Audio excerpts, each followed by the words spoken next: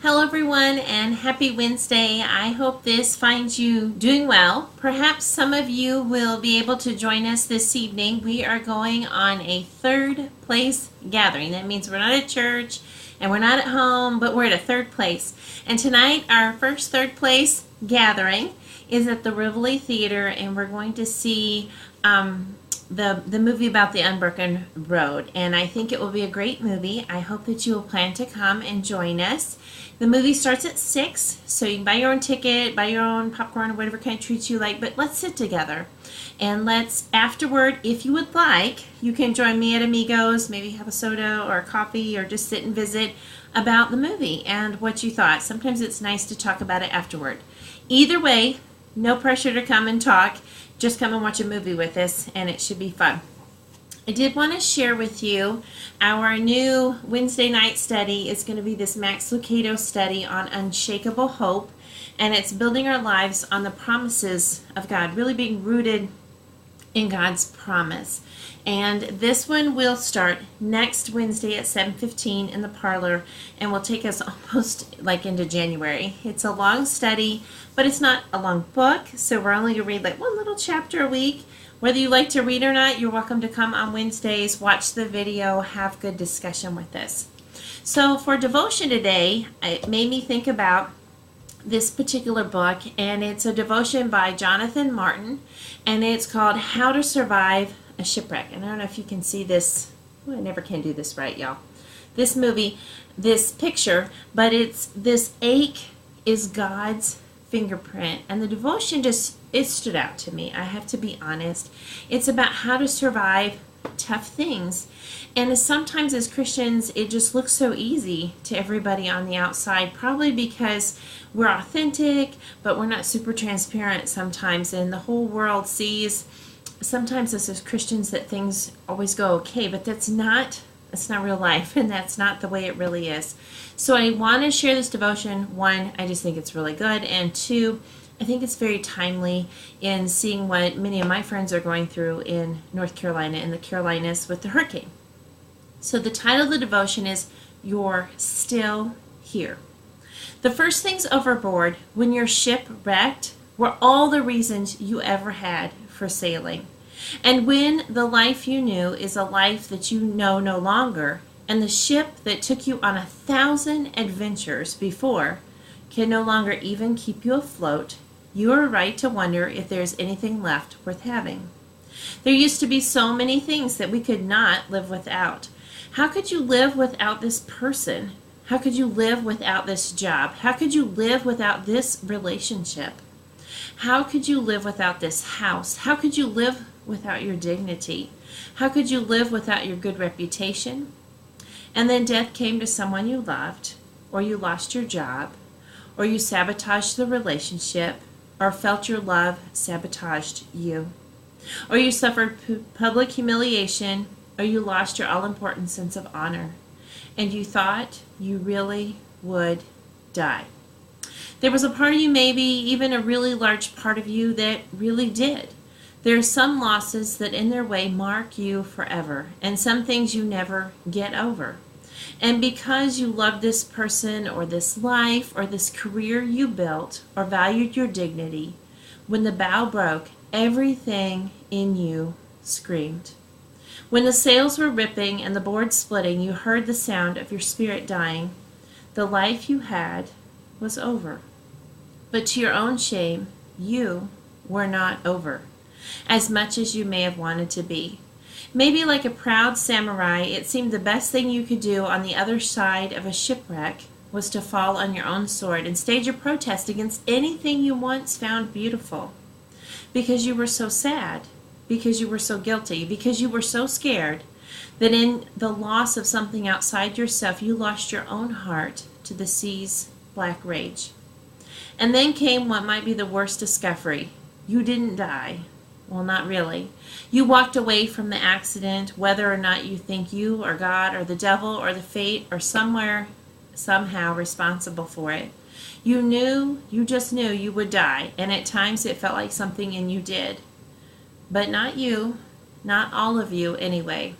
The ship may have gone down, but miracle of miracles, you're still here. Can you remember the first time after the funeral, or after you could not bear to eat or drink, that the pangs of hunger overwhelmed you? Did you feel incredulous at yourself, the animal part of you that still wanted food after such a thing? What about when there was a particular taste you wanted, because it was a taste that on some level you actually desired? However much fog, however much sorrow, however much grief, the experience of loss may have altered your taste buds forever, but it hardly killed them.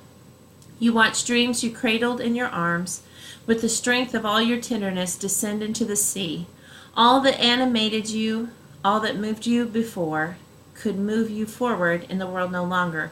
The water filled your mouth and your nostrils, and you choked at the taste of it. But when the grief, or the guilt, or the loss recedes into the night, and your soul sets sail again, you still dream, despite yourself. There is still a kind of music you will hear that stirs within you an unspeakable longing. There is still an ache, not just for all that you have lost, but to see and know and be seen and known still, to explore and imagine and create.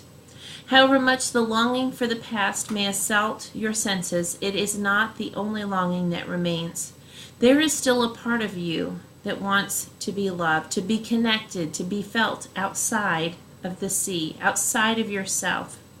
And even in the moments when you felt that feeling like conscious desire went out with the tide, there is still some kind of near morbid curiosity of how your life and story are going to turn out, even if you are lost enough to only behold what's left of your life as a kind of bystander. Somewhere between your body's animal refusal to go down quietly, your mind's refusal to stop imagining, and your heart's refusal to stop dreaming, in the tangled mess of synapses and memories and impulses, there lies God. In whatever remains in you that wants to create, to make, to birth something new, in whatever corner that longs for some kind of resurrection on the other side of death, something divine quietly snaps, fires, clicks, flickers. This is the Spirit of God lurking in your own broken spirit. You may find that your grief and sense of loss over the world you once knew seem endless, and yet there are possibilities and potentialities within you that are more endless still. What is this unseen force that carries you forward despite yourself? Why can you not seem to choke always and forever your own irrational yearning, this buried but still breathing hope for more? This ache is God's fingerprint. This stirring to create, to love, to live, to give of yourself when there is no self left to give. This comes from the Spirit. You were created in the image of God. Before you knew anyone or anything, everything was in you necessary to live at home in divine love. However buried that image of God is within you, that part of you that knows what it is to be perfectly loved, held, and known, it is still very much there. There is a part of you that does not need anything else or anyone else in particular to be alive. There's a part of you that knows this, part of you that has always known this, but has long since forgotten. The God who sustains all created things, who loves, sustains you. The God who created the world not to be exploited, dominated, or needed, but to love and to enjoy without clinging, is awake in your belly. And so in you is the capacity to love and to live without needing the world to work out a certain way in order for you to be okay.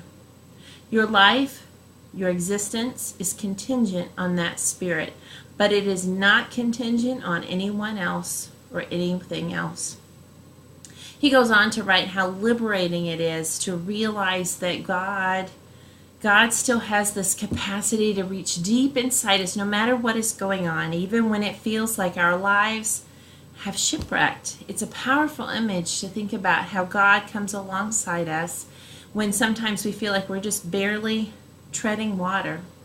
I don't know about you, but sometimes it's good to hear a message, a good reminder that God is here in the midst of our shipwrecks. Whatever's going on in your life on the other side of this screen, please know that we as Christians in this email group, we love you and we pray for you and we pray for each other.